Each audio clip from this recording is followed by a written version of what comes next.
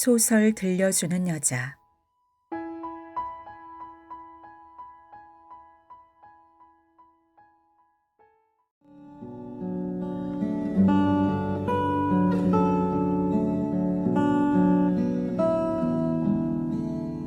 프라자 호텔. 김미월.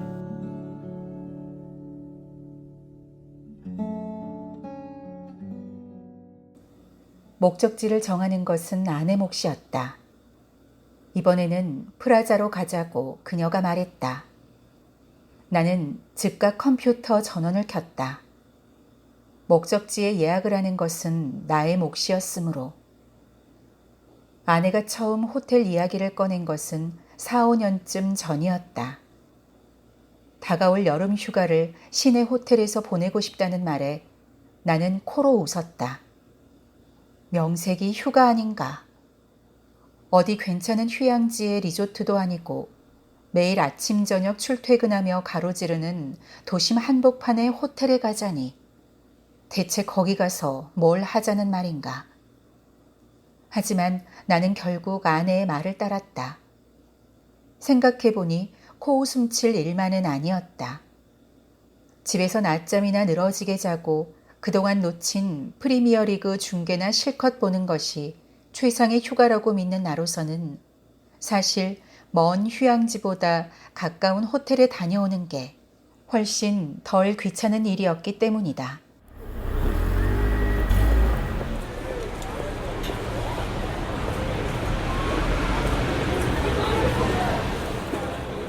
그렇게 시작된 우리 부부의 호텔 나들이. 어쩌다 보니 그것은 해마다 연례 행사인 양 이어져 왔다. 쉐라톤 워커힐, 소공동 롯데, 신라, 밀레니엄 힐튼. 아내는 한 번 간 호텔에는 다시 가지 않았다. 오히려 휴가 때마다 이번에는 어느 곳으로 갈지 고르는 과정을 즐겼다. 옆에서 보는 내가 혹시 그녀가 진짜로 원하는 것은 단순히 호텔에서 휴가를 보내는 것이 아니라 무술 고수가 도장 깨러 다니듯 더 이상 정복할 곳이 없을 때까지 이 호텔 저 호텔 두루 투숙을 해보는 것이 아닐까 의아해할 정도였다. 객실 중 가장 낮은 등급인 슈피리어 룸과 그보다 한 등급 높은 디럭스룸의 요금 차이는 4만 원이었다. 마우스 포인터가 자연스럽게 디럭스룸 예약 버튼으로 향했다.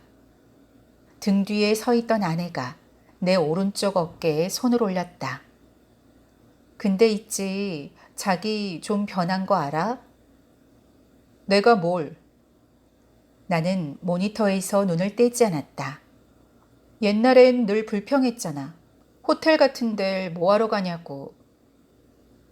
1박에 32만 원, 세금과 봉사료를 포함하면 40만 원 가까이 지불해야 했다. 기억 안 나? 세상에서 제일 아까운 게 호텔비라 그랬었잖아. 그랬었나? 그랬었던 것 같다. 호텔 시설이 어떠니 서비스가 졌더니 해봐야 결국은 잠자러 가는 거 아닌가. 잠자는 건 어디서 자나 똑같이 자는 것일 뿐인데 쓸데없이 거금을 들여야 하는 이유를 4, 5년 전에는 납득하지 못했을 것이다. 맞아, 그땐 그랬지. 나는 천천히 고개를 끄덕였다. 진짜 아까운 건 호텔비 같은 게 아닌데 말이야. 그러자 문득 내가 아주 많이 늙어버린 것 같은 기분이 들었다.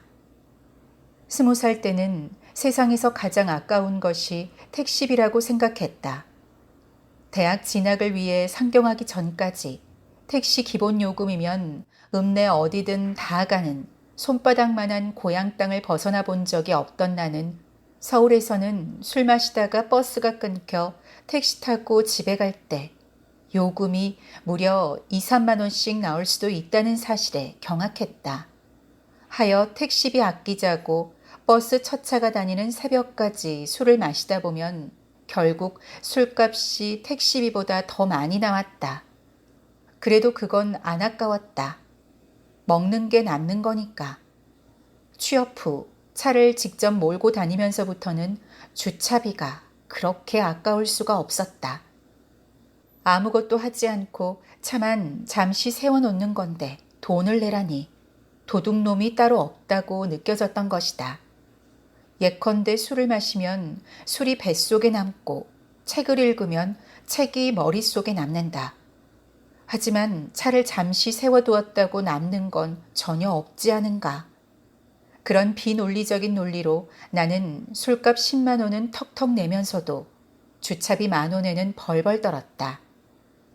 그리고 이제 어느덧 30대 중반. 지금 나에게 가장 아까운 것이 무엇인지 일부러 따져본 적은 없다. 하지만 택시비는 분명 아니었다. 주차비도 아니고 호텔비도 아니었다. 그렇다면 무엇일까? 여긴 사실 월드컵 때 갔어야 하는데. 무슨 소리인가 싶어 아내를 빤히 바라보았다. 그럼 시청 앞을 가득 메운 붉은 악마를 한눈에 내려다볼 수 있었을 텐데. 시청 앞이라니. 잠깐, 호텔 이름이 뭐였지? 다시 모니터로 눈을 돌렸다. 그랬다. 예약을 하면서도 미처 깨닫지 못했는데 이번 휴가의 목적지는 그곳이었다.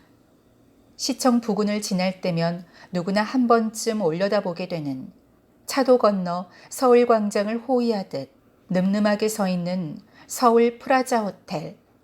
나는 마른 코를 들이마셨다.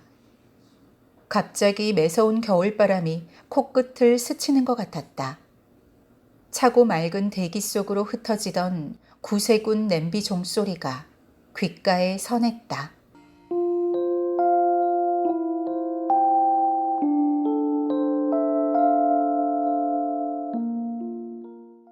선배들은 어이가 없다는 표정이었다. 입학식도 아니고 예비 소집일에 정장을 입고 온 신입생이 셋이나 되었기 때문이다. 셋의 공통점은 모두 지방에서 올라온 유학생이라는 것. 처음부터 촌놈 티를 냈다는 사실이 부끄러웠지만 나는 그래도 내 양복이 가장 비쌀이라는 확신으로 어깨를 폈다. 대입 합격자 발표 날 아버지가 읍내의 하나뿐인 양복점에서 맞춰준 정장은 조끼를 빼고도 가격이 30만 원이나 했던 것이다. 그러나 선배들의 관심을 끈 것은 다른 녀석의 양복이었다. 아르마니구나. 진품 같은데. 그럼 얼마야? 200? 200이라니. 두보 친구 200은 아닐 테고. 아니요, 100만 원 조금 넘어요. 녀석의 대답을 듣고서야 나는 그게 가격을 말한 것이었음을 알아차렸다. 세상에 그렇게 비싼 옷이 있다니. 그런 옷을 사 입는 인간이 있고 그걸 또 알아보는 인간이 있다니. 기가 죽었다기보다 기가 막혔다. 지방 유지의 아들이라는 녀석에게 선배들이 보인 반응은 뜻밖에도 냉랭했다. 이 캄캄한 절망의 시대에 명품이라니 창피한 줄 알라며 대놓고 비난하는 선배도 있었다.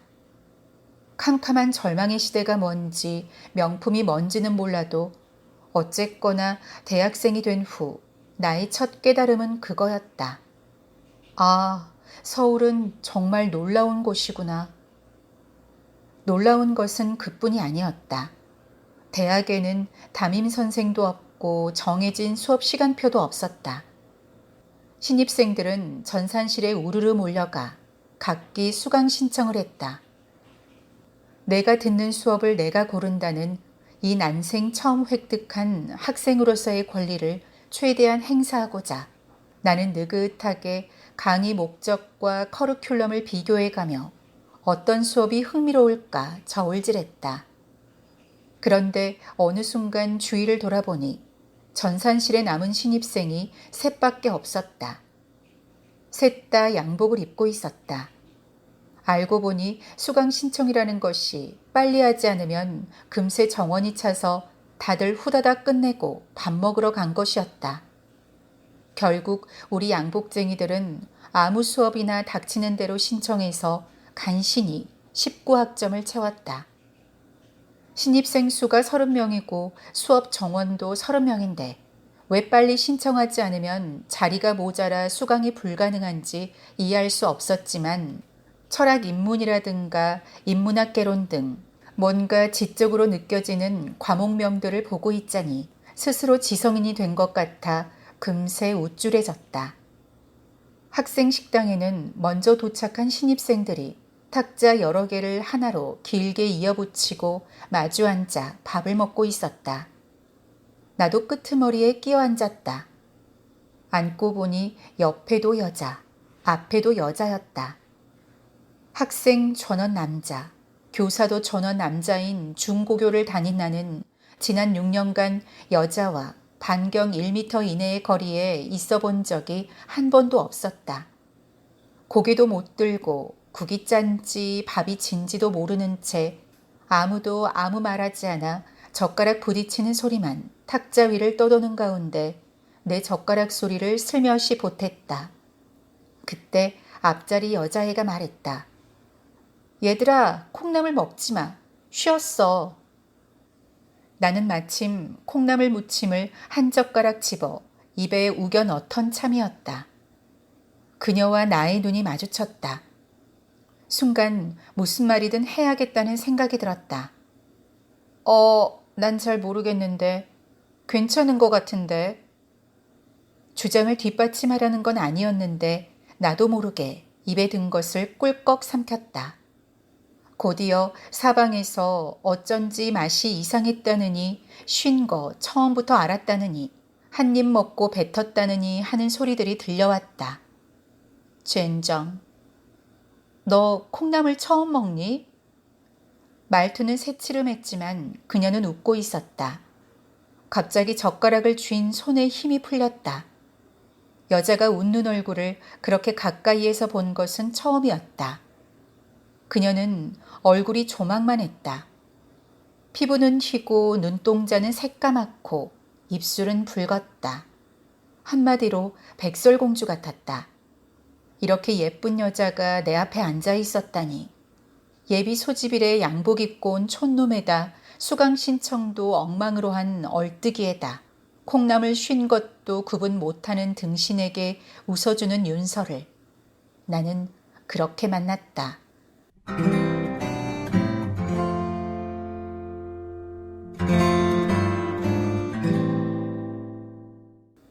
재수를 했다는 그녀는 21살이었다.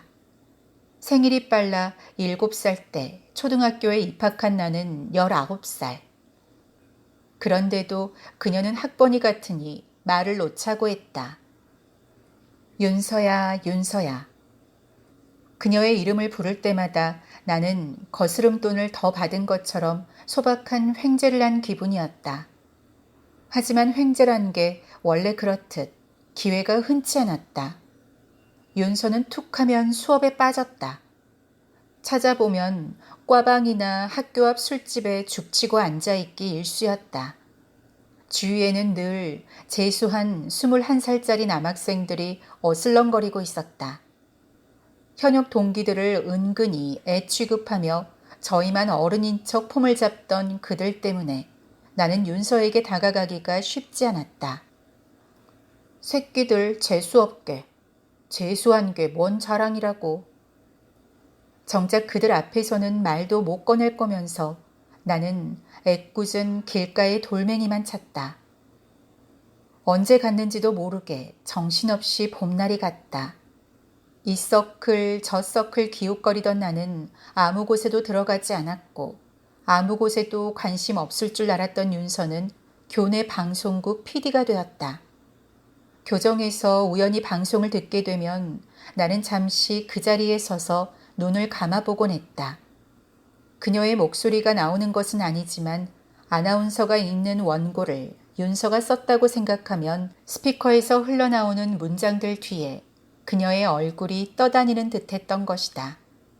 그렇게 어쩌다 한번 들어놓고 윤서만 보면 방송 좋았네, 멘트가 신선했네, 선곡이 탁월했네 떠들어댔으니 열혈 청취자로 보였을 내게 그녀가 출연을 제의한 것도 무리는 아니었다. 방송에 내가? 어떻게? 딱 10분만. 녹음 방송이니까 부담 가질 거 없어. 부탁할게. 최근에 프로그램 개편을 하면서 학우들에게 좀 더 친근하게 다가가기 위해 일주일에 한 번씩 학우와의 대담 코너를 기획했다는 것이었다. 누구 부탁인데 거절하겠는가? 나는 당장 그날부터 매일 한 개씩 날달걀을 먹었다. 신청곡은 김건모의 잘못된 만남과 룰라의 날개 잃은 천사와 REF의 이별 공식 중 어느 곳으로 할지 고민도 됐다. 녹음 당일에는 약속 시간보다 10분이나 먼저 가는 성의도 보였다. 그러나 내가 출연한 부분은 통째로 편집되어서 단 1초도 방송되지 않았다. 이해했다. 소풍 가는 기분으로 간 곳에서 세계 무역기구 출범이니 재벌가의 변칙 세습이니 학원 자유화니 말하자면 캄캄한 절망의 시대에 대한 질문을 받고 쩔쩔매던 나는 누가 봐도 쪼다 같았을 테니까. 심지어 교수 뺨치게 나이 들어 보이던 국장이라는 자는 깨진 그릇 보듯 딱한 표정으로 나를 향해 혀까지 찼다. 그날 내 신청곡 대신 선곡된 것은 노차사의 마른 잎 다시 살아나라는 노래였다. 말이 돼? 마른 잎이 어떻게 다시 살아나? 예수야? 방송을 들으면서 나는 또 M1 길가에 돌멩이를 찾다. 이튿날 대담 내용을 미리 알려주지 못한 것에 대해 사과하러 온 윤서에게 데이트 약속을 얻어냈으니 사실 불발로 그친 방송권은 결과적으로 내게 박씨 물고 온 제비와도 같았다. 우리는 명동에서 돈가스를 먹고 생맥주를 한 잔씩 마신 후 좀 걷기로 했다. 복잡하게 얽힌 명동의 골목들을 윤서는 요리조리 잘도 빠져나갔다. 겐 유즈드, 닉스, 보이런던 등 유명 메이커 상점들이 즐비한 거리는 보는 것만으로도 눈이 즐거웠다. 초고층 빌딩, 화려한 쇼윈도, 3355 몰려다니는 젊은 남녀들. 내게는 내딛는 걸음걸음이 다 신세계였다. 고향에서라면 10분 전이나 10분 후나 걷고 있는 길의 풍경이 똑같을 텐데 이곳은 1분마다 바뀌지 않는가. 을지로 입구역을 지났다. 시청 쪽으로 계속 걸었다. 그 어디에도 아는 얼굴이 전혀 없다는 건 역시 신기한 일이었다. 아, 서울은 정말 놀라운 곳이구나. 나는 속으로 다시금 부르짖었다. 그리고 무엇보다 지금 이 시간, 이 세계가 온전히 윤서와 나 둘만의 것이라는 데 흥분하여 쉴 새 없이 찍고 까불었다. 중학교 때는 반공 웅변대회에 나갔다 하면 1등이었다는 둥, 고등학교 때는 야영 가서 손으로 뱀을 잡은 적이 있다는 둥, 엿으로도 못 바꿀 변변찮은 전력들을 그녀는 웃으며 들어주었다. 그러나 속으로는 딴 생각을 하고 있었는지 내 말이 끝나자 뜬금없는 소리를 냈다. 나 옛날부터 저기에 꼭 한번 가보고 싶었어. 저기라니 어디? 딴소리가 서운한 와중에도 호기심이 동했다. 윤서가 손끝으로 가리킨 시청 앞 교차로의 분수대 건너편에는 고층 빌딩이 서 있었다. 꼭대기 좌측에 부착된 문자 간판이 조명을 받아 황금빛으로 번쩍였다. 서울 프라자 호텔.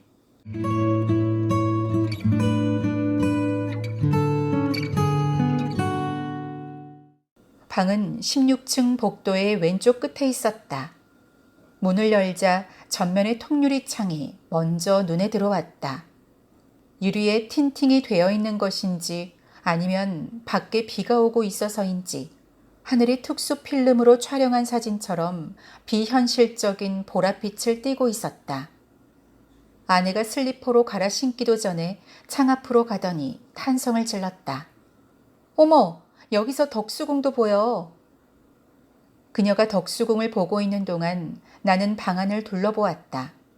대충 봐도 구조며 가구와 집기들이 이제껏 가본 호텔들과 별로 다를 것이 없었다. 침대에 걸터 앉았다. 맞은편 화장대의 거울에 휴가 첫날을 맞은 직장인의 얼굴이 비쳤다. 이곳에서 보낼 시간이 최근 바빠서 보다만 프리즌 브레이크 시리즈를 마저 보는 것보다 결코 흥미롭지도 가치 있지도 않으리라는 것을 잘 안다는 듯한 얼굴이었다. 그도 그럴 것이 호텔에서 보낸 휴가들이란 항상 뻔했다. 체크인을 한다. 호텔 레스토랑에서 저녁을 먹는다. 스카이 라운지 바에서 술을 마신다. 방으로 돌아와 섹스를 하고 잔다. 그게 다였다. 이튿날도 방을 나가봐야 스파를 하고 피트니스 클럽이나 수영장에 들르는 게 고작이었다. 그러니 특별히 기억에 남을 게 없었다. 호텔도 작년에 간 곳이나 재작년에 간 곳이나 냉장고 속의 달걀들처럼 다 그게 그거 같기만 했다. 매트리스는 탄성이 좋았다. 시트는 보송보송했고 햇볕에 바싹 마른 수건 냄새를 풍겼다. 나는 아예 들어누웠다. 에어컨 바람에 적당히 차가워진 공기가 얼굴이며 팔뚝 위로 기분 좋게 내려앉았다. 눈을 감았다. 완벽한 온도, 완벽한 습도, 완벽한 청결 상태, 완벽한 서비스, 완벽하게 대접받는다는 느낌. 호텔을 계속 찾게 되는 것은 바로 그 완벽의 느낌이 좋아서 아닐까. 돈을 주고 완벽을 산다니 그거야말로 자본주의의 축복이 아닌가. 아내가 화장대 위에 소지품을 늘어놓았다. 하룻밤 짧은 나들이를 갈 때도 보부상처럼 짐을 한 보따리씩 꾸리곤 하던 그녀답지 않게 이번에 챙겨온 화장품들은 제법 단출해 보였다. 결혼하고 나서 내가 가장 놀란 것 중 하나가 여자 화장품의 가지수였다. 그게 그토록 다양하게 세분화되어 있을 줄은 몰랐다. 스킨과 로션과 크림, 거기까지는 나도 알고 있었다. 에센스니 세럼이니 하는 것들도 이해할 수 있었다. 그러나 그것이 다가 아니었다. 아이크림, 넥크림, 핸드크림, 풋크림, 보디크림, 립크림 등등 무한 증식하는 화장품의 종합에서 인체는 낱낱이 분절되고 해체되었다. 넥이나 핸드나 풋이나 다 보디의 일부인데 그렇게 구분해 놓으니 풋크림을 4개 바르면 큰일이라도 날 것 같지 않은가.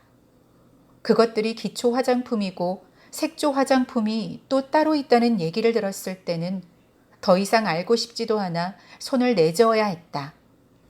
살림살이도 마찬가지였다.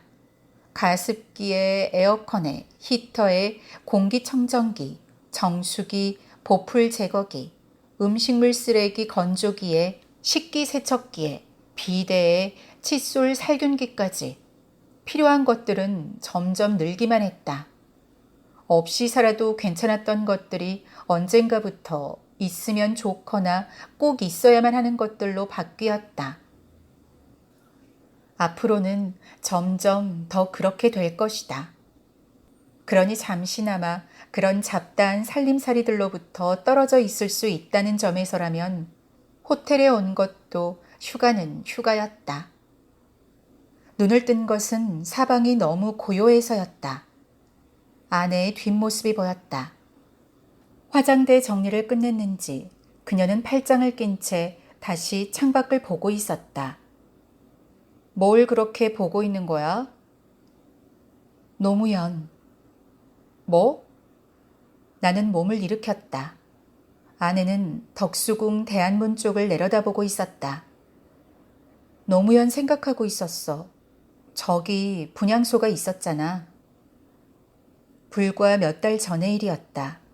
아침부터 노무현 대통령 서거 소식이 온 오프라인 세상을 완전히 장악했던 그날, 아내는 저녁 늦게까지 집에 들어오지 않았다. 종일 통화도 되지 않았다. 내가 아내를 본 것은 텔레비전 9시 뉴스에서였다. 그녀는 덕수궁 담장을 따라 길게 늘어선 조문 행렬 속에 흰 국화꽃을 들고 서 있었다. 클로즈업 화면 속에서 손등으로 눈물을 훔치고 있는 그녀는 슬프다기보다 어쩐지 고단해 보였다.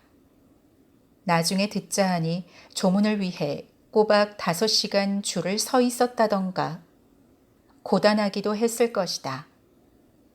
바지주머니에서 담배를 꺼냈다. 라이터가 손에 잡히지 않았다. 아까 집에서 나올 때 분명히 챙긴 것 같은데 주머니 말고 가방에 넣었던가? 혹시 내 라이터 봤어?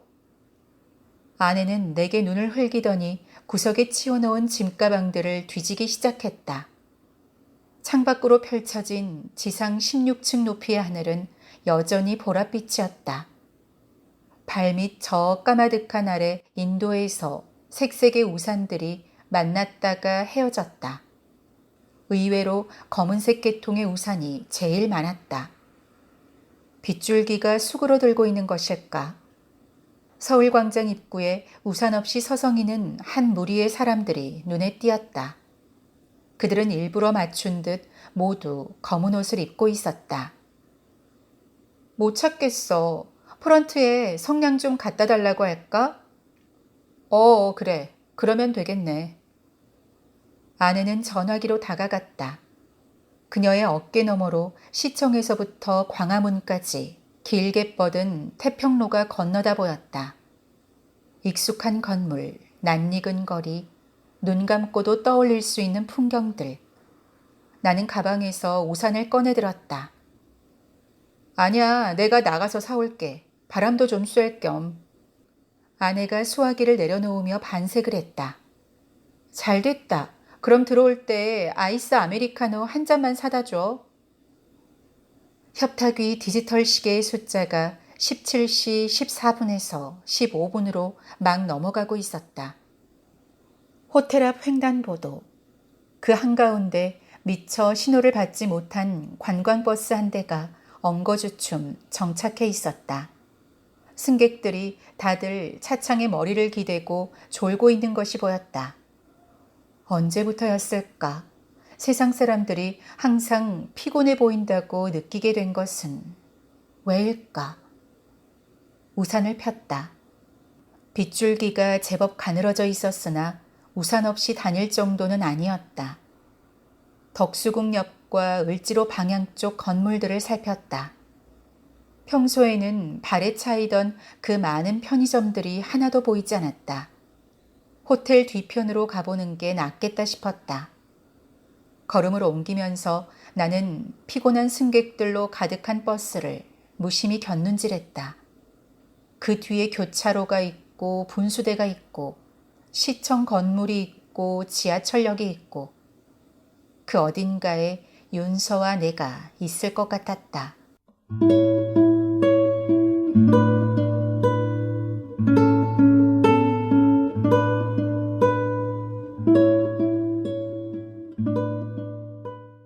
첫 데이트 후 우리는 한 차례 더 둘만의 시간을 보냈다. 때는 5월, 광주 민주화 운동의 진상 규명을 요구하는 시위에서였다. 평소 내게 잘해주던 학생회 형이 하도 권해서 마지못해 따라간 자리였다. 사람들에 섞여 학교 정문을 나설 때까지는 뭐 그러려니 했다. 그러나 명동에 도착하자 입이 딱 벌어졌다. 서울 시내 대학생이 다 모인 듯 규모가 어마어마했던 것이다. 도중에 눈치껏 빠져나오려 했지만 스크럼이 빡빡하여 그것도 쉽지 않았다. 몇 번의 시도 끝에 가까스로 대열을 이탈했다. 시위대를 구경하는 시민들로 붐비는 인도에 발을 디뎠을 때였다. 벼랑간 등 뒤에서 거대한 함성이 일었다. 귀가 얼얼할 정도였다. 방금 전까지 앉아있던 차도로 고개를 돌렸다. 까마득히 먼 대열의 선두에 지프로 만든 실물 크기의 전두환 인형이 등장해 있었다. 살인마의 화형식을 거행하겠다고 누군가 외쳤다. 등줄기에 식은땀이 흘렀다. 구경하던 시민들이 더 잘 보려고 앞다투어 발돋움을 했다. 나는 인파를 헤치며 지하철역으로 향했다. 땀 범벅이 된 몸을 어서 씻고 싶다는 생각뿐이었다. 그리고 대열 후미에 이르렀을 때 낯익은 얼굴을 발견했다. 교수라 해도 믿을 듯 나이 들어 보이던 예의 그 방송국 국장, 카메라를 든 남학생 둘, 그들 옆에 서 있는 여학생 하나. 윤서야, 이윤서! 그녀가 나를 돌아보고 최루탄이 터지고 전경들이 밀어닥치고 스크럼이 무너지고 비명이 난무했다. 어느 것이 먼저였는지는 모르겠다. 정신을 차리고 보니 나는 윤서의 손을 잡고 미친 듯이 달리고 있었다. 다리가 풀려 더는 꼼짝할 수 없어 멈춘 곳은 헌혈의 집 앞. 거친 숨을 몰아쉬며 무턱대고 안으로 들어갔다. 어서 오세요. 환영합니다. 간호사가 상냥하게 웃으며 우리를 맞았다. 실내는 아늑하고 평화로웠다. 바깥과 완전히 다른 세상. 서울은 과연 놀라운 곳이었다. 우리는 둘 다 헌혈 불가 판정을 받았다. 하기야 죽으림을 다해 뛴 직후니 혈압이 정상으로 나올 리가 없었다. 윤서의 혈액형은 A형이었다. 나는 O형. A형 여자와 O형 남자 궁합이 그렇게 좋다던데. 생각만으로도 얼굴이 훅 달아올랐다. 윤서는 말이 없었다. 핏방울이 맺힌 검지 끝을 알코올 솜으로 문지르기만 했다. 한참을 그러더니 불쑥 물었다. 우리도 나중에 더 나이 들면 아까 그 시민들처럼 될까? 무슨 소리야? 시민들이 뭘 어쨌는데. 나도 왕년에 철없던 시절 데모 좀 했지 하면서 느긋하게 구경만 하게 될까? 설마 그런 식으로 생각하는 사람 없을 거야. 아냐, 내가 아까 들었어. 어떤 아저씨가 그러더라. 어린 학생들이 뭘 안다고. 어차피 졸업하고 사회 나가면 다 잊어버릴 거면서 왜 자꾸 대모질이냐고. 그래봐야 차만 막히지 세상은 안 바뀐다고. 윤서는 착잡한 얼굴로 피 묻은 솜을 쓰레기통에 버렸다. 탁자에 놓인 초코파이 포장지를 뜯으며 이번에는 내가 물었다. 전두환 말이야. 진짜로 죽일 수 있을까? 진짜로 못 죽이니까 집인형을 태우는 거잖아. 그러니까 내 말은 만약 진짜로 죽일 수 있다면 넌 어떡할 거야? 난 못해. 사람을 어떻게 죽여? 맞아. 사람을 어떻게 죽이겠어. 윤서도 초코파이를 집었다. 헌혈도 안 하는 주제에 간식이나 축내면서 위험천만한 대화를 주고받는 두 대학생을 간호사들은 내쫓지 않았다. 그날도 우리는 시청역까지 걸었다. 한국은행 앞을 지날 때 윤서는 오늘 처음 만난 사람인 양 내게 서울 생활은 할 만하냐고 물었다. 그러고 보니 서울살이 어느새 석 달째였다. 어린 시절 조용필의 서울 서울 서울이나 이용의 우리의 서울 노래를 들으면서 품었던 환상 속의 서울과는 좀 달랐지만 그래도 나쁘지는 않았다. 윤서는 서울이 고향이라고 했다. 난 여기가 싫어. 사람도 너무 많고 너무 시끄러워. 보이는 건 똑같이 생긴 아파트들밖에 없고 공기는 탁하고 밤에도 너무 밝아 잠을 잘 수가 없어. 사람이 많고 시끄러워서 나는 오히려 좋았다. 나까지 덩달아 흥이 났으니까. 서울은 어디를 가도 똑같은 곳이 한 군데도 없고 마음만 먹으면 1년 365일 데이트 코스를 365가지로 짤 수도 있었다. 밤에도 밝으니 혼자 있어도 덜 외로운 것처럼 느껴졌다. 하지만 굳이 윤서에게 반대 의견을 내놓을 필요는 없었다. 아니, 윤서에게라면 무엇이든 그녀 뜻대로 설득당해도 좋았다. 저만치 프라자 호텔의 측면이 보였다. 너 그때 저긴 왜 가고 싶다고 했어? 윤서의 표정은 진지했다. 예컨대 내가 20년 전 부모에게 버림받고 외국으로 입양된 고아인데 네가? 진짜? 아, 참. 예를 들어서 말이야. 그녀의 목소리는 나직했다. 조금 전에 우리가 최루탄 연기 가득한 명동 거리를 뛰어다녔던 것이 아주 오래된 일처럼 느껴졌다. 하늘에는 별도 없고 땅에는 꽃도 없었지만 나는 그녀와 함께 걷는 이 밤길이 영영 끝나지 않았으면 좋겠다고 생각했다. 20살이 되고 나서 처음으로 고국을 찾았어. 친부모를 만나러 온 거지. 그래서 프라자 호텔에 묵어. 서울 한복판에 있으니까 상징적이잖아. 시청 바로 앞이기도 하고 포인트 제로도 가깝고. 아무튼 그래서 부모님을 만나기로 한 전날 밤 호텔에서 고국의 수도 야경을 내려다보며 상념에 잠기는 거야. 윤서는 말끝에 하늘을 쳐다보았다. 그런데 그게 끝이야? 그게 어떤 심정일지 궁금해서 가보고 싶었어. 하지만 예를 든 거라며 넌 입양아가 아니잖아. 그런 상황에서 바라보는 서울은 굉장히 낯설고 새롭겠지. 내가 한 번도 본 적 없는 곳 같을 거야. 20년간 부대끼며 살아온 익숙한 고향 땅이 아니라 난생 처음 보는 어떤 매혹적인 이방의 땅. 하지만 나를 버린 비정한 도시. 그걸 보고 싶은 거야. 나는 걸음을 늦추었다. 뭔가 도움이 되어주고 싶었다. 그녀의 소망을 이루어주고 싶었다. 프라자 호텔에서 하룻밤 묵는 비용은 얼마나 될까? 까짓것 비싸봤자지. 돈이야 모으면 될 것이다. 나는 목청을 가다듬었다. 너 크리스마스 때 뭐 할 거야? 그녀는 큰 소리로 깔깔거렸다. 크리스마스까지는 무려 7달이나 남아 있었으니까. 나는 웃지 않았다. 천천히 주먹을 쥐었다 펴보았다. 손바닥이 땀으로 척척했다. 별일 없으면 그날 나랑 만날래? 나로서는 일생일대의 용기를 낸 것이었다.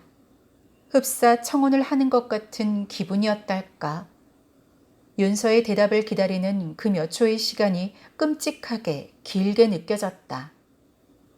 좋아, 그러자. 그녀는 환하게 웃었다.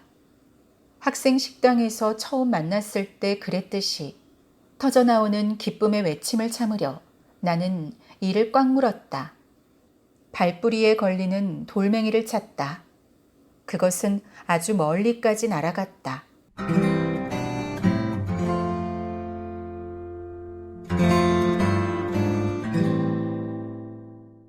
일회용 라이터 가격은 한 개에 300원. 정말 오랜만에 사보는 것이었다. 요새도 300원으로 살 수 있는 게 있다니. 껌도 한 통에 500원씩 하는데. 투명한 초록색 라이터를 새삼스럽게 내려다보았다. 그럼 옛날에 대학 다닐 때는 100원쯤 했다는 얘긴가? 그래도 그때는 세상에서 가장 아까운 게 어쩔 수 없이 사게 되는 라이터 값이었을 것이다. 당구장이며 술집을 뻔질나게 드나들던 시절이라 그곳에서 하나씩 집어온 색색의 일회용 라이터가 책상 서랍에 30개쯤 들어있을 때도 있었으니까. 다시 호텔 앞으로 돌아왔다. 이제는 아이스 커피를 살 차례였다. 아내는 상표를 가리지 않았지만 커피빈의 아메리카노를 제일 좋아했다. 언젠가 파이낸스 센터 근처에서 커피빈 매장을 보았던 것이 떠올랐다. 나는 빨간불이 켜진 신호등 아래에 섰다. 횡단보도 맞은편 서울 광장 입구에 검은 옷을 입은 사람들이 우산도 없이 서 있는 것이 눈에 띄었다. 가만히 보니 아까 호텔방에서 창문으로 잠깐 내려다보았던 그 사람들 같았다. 우산도 없이 서 있는 것이 눈에 띄었다. 엉성하게 줄을 맞춘 대열의 맨 앞에는 여자들이 서 있었다. 그녀들이 입은 것은 상복이었다. 여자들의 왼쪽에 선 사람은 야당 정치인인지 시민운동가인지 어디서 많이 본 듯한 얼굴의 사내. 그리고 그들 뒤에는 흰 수염이 덥수룩한 노인이 사제복을 입고 지팡이에 몸을 의지한 채 서 있었다. 노인이 펼쳐든 현수막의 문구가 빗속에서도 선명했다. 대통령은 유족 앞에 사과하고 용산 참사 해결하라. 용산 참사라니 새 벽두에 있었던 그 일이 여태까지 해결 안 되었단 말인가. 철거민이 5인가 6인가 하여튼 여러 명 사망한 그 사건을 기억하는 것은 공교롭게도 내가 그날 저녁 아내와 함께 사고 현장을 지나갔기 때문이다. 아내의 친정이 있는 이촌동에 가는 길이었다. 경찰 버스와 무장 전경들과 취재진들이 진을 친 신용산역 일대는 차가 몹시 막혔다.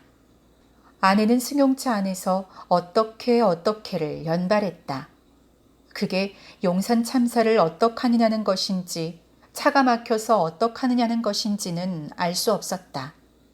그날 우리는 예정보다 1시간이나 늦게 목적지에 도착했다. 멀리 시청사 외벽의 대형 시계가 5시 30분을 가리켰다. 상복 입은 여자들이 난데없이 땅바닥에 엎드렸다. 정치인으로 보이는 사내와 흰 수염 사제와 N7명의 시민들이 옆에서 뒤에서 함께 발을 내디뎠다. 3걸음 걷고 한 번 절하고 다시 3걸음 걷고 한 번 절하고 그들은 삼보일배를 하고 있는 것이었다. 신호등에 파란불이 들어왔다.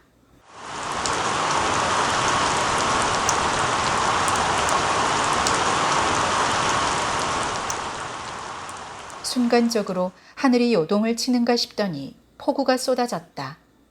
곧바로 돌풍이 휘몰아쳤다.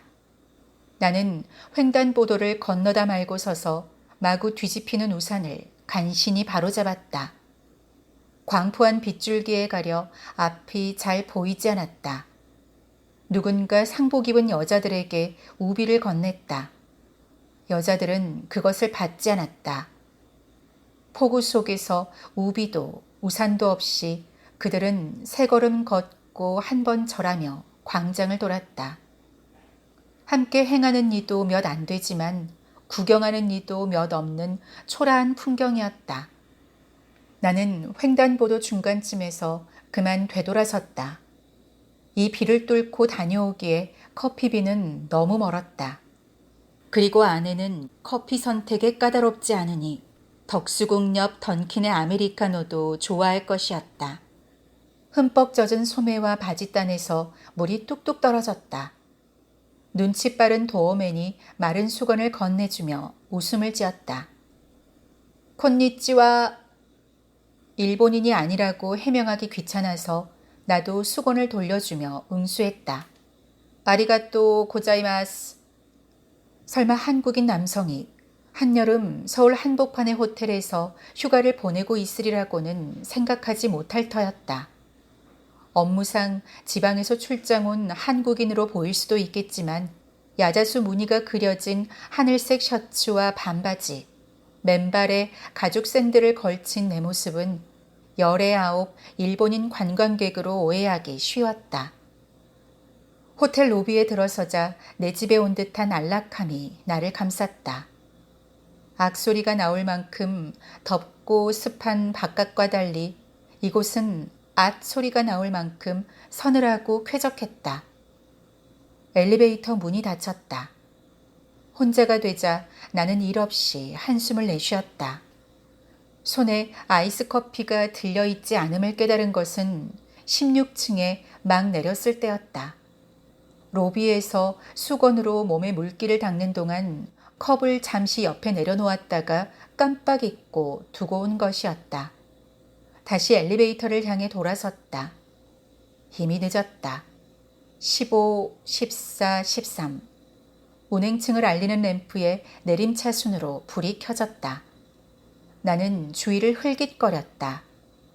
복도에는 아무도 없었다. 언젠가 텔레비전, 주말의 명화에서 본 외국 영화의 한 장면이 떠올랐다. 아무도 없는 호텔 복도에서 어느 뚱뚱한 사내가 벽을 향해 전속력으로 달리던 장면. 내가 바로 나라는 걸 보여주겠다. 사내는 그렇게 외쳤다. 그리고 벽에 부딪히는 순간 그것을 뚫고 나갔다. 나는 사내의 몸이 빠져나간 구멍을 들여다보듯 눈앞의 벽을 응시했다. 정확히는 그 앞에 놓인 탁자를, 더 정확히는 그 위에 전화기를. 수화기를 들면 어떤 말이 흘러나올지 알고 있었다. 오래전에 이미 한 번 들었다 놓은 적이 있으니까. 감사합니다. 무엇을 도와드릴까요? 그 비슷한 내용이었을 테지만 수화기 너머의 프런트 직원이 구사한 일본어를 그때의 나는 전혀 알아듣지 못했다. 그래서 차라리 다행이었다. 대화를 하고 싶었던 게 아니니까. 나는 단지 이 세상에 나 혼자만 있는 게 아님을 확인하고 싶었던 것뿐이니까.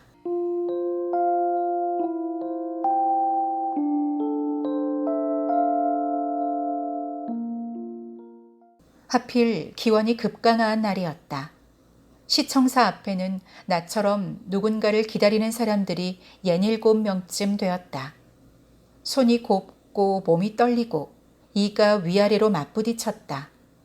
그래도 실실 웃음이 나오는 것은 어쩔 수 없었다.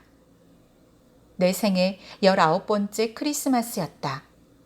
조금 있으면 그녀 생애 21번째 크리스마스를 맞는 여자가 올 것이었다. 이 순간을 얼마나 오래 공들여 준비해 왔던가. 좋아하는 사람을 기다리면서 바라보는 서울의 야경은 놀랍도록 차고 맑고 아름다웠다. 행인들이 시청 앞 인도 한쪽에 놓인 구세군 자선 냄비에 돈을 넣고 지나갔다. 제복 입은 남자가 흔드는 종소리가 12월의 찬 공기 속으로 투명하게 흩어졌다. 널 위해 프라자 호텔을 예약했어. 윤서를 깜짝 놀라게 해줄 크리스마스 선물은 그거였다. 물론 호텔에 나도 함께 가겠다는 얘기였지만 다른 뜻은 없었다. 그녀에게 손끝 하나도 대고 싶지 않았다면 거짓말을 터. 하지만 내가 진짜로 원하는 것은 그런 게 아니었다. 내 바람은 호텔방에서 그녀가 20년 만에 처음으로 고국을 찾은 입양아의 심정을 경험해 볼 수 있었으면, 그 눈에 비친 낯선 서울의 풍경을 오래 기억할 수 있었으면 하는 것이었다. 약속 시간이 30분 지났다. 그녀의 집으로 전화를 걸었다. 휴대폰이 없던 시절이라 공중전화 부스에서 전화를 걸면서도 나는 그새 윤서가 와서 길이 엇갈리면 어쩌나 연방 뒤를 돌아보았다. 1시간이 지났다. 여전히 아무도 전화를 받지 않았다. 30분이 더 지났다. 마침내 전화를 받은 것은 그녀의 어머니였다. 윤서는 점심때 이미 친구들과 어울려 밖으로 나갔다고 했다. 나와의 약속을 까맣게 잊어버린 것이었다. 혼자 호텔까지 터벅터벅 걸었다. 숙박 예약을 취소할 수도 있다는 생각을 그때는 왜 하지 못했을까? 16층 창밖으로 내려다 보이는 서울의 밤. 시청에서부터 광화문 방향으로 쭉 뻗은 태평로를 라이트를 밝힌 차들이 계속해서 달려가고 달려왔다. 하얀색 차가 가장 많았다. 좋아하는 사람에게 바람 맞고 나서 바라보는 서울의 야경은 여전히 차고 맑고 아름다웠다. 그리고 쓸쓸했다. 7개월 동안 갖은 아르바이트를 하며 모은 돈으로 산 하룻밤은 그렇게 지나갔다. 나는 그날 일을 아무에게도 말하지 않았다. 호텔방에 혼자 있었다고. 내내 창밖만 보다 잠들었다고. 새벽에 깨어서는 고국에 처음 와본 입양아처럼 불현듯 외롭고 서럽고 막막하여 복도를 서성였다고. 그러다가 엘리베이터 앞 탁자에 놓인 전화기를 발견했고 프런트 직원의 목소리를 들었다고. 나중에 윤서에게도 시청 앞에서 추위를 떨며 그녀를 기다렸다는 이야기는 했지만 호텔 이야기는 하지 않았다. 그 밤의 기억을 그때는 그냥 혼자만 간직하고 싶었다. 어차피 이야기했어도 믿지 않았을 것이다. 당시 호텔 하룻밤 숙박비가 내 자취방 월세, 석 달치와 맞먹는 거금이었으니 말이다. 십수년의 세월이 흐른 지금 그 이야기를 한다면 그녀는 믿을까? 그때의 일을 기억이나 할까? 내가 바로 그때의 나라는 걸, 우리가 바로 그때의 우리라는 걸 증명할 수 있을까? 빗속을 뚫고 가서 사온 아이스 커피를 건네며 슬쩍 얘기해 봐야겠다고 나는 생각했다. 아내가 믿지 않아도 기억하지 못해도 상관없었다. 그런 건 사실 중요하지 않았다. 이제 겨우 휴가의 첫날, 우리에게는 아직 여러 날이 남아 있었으므로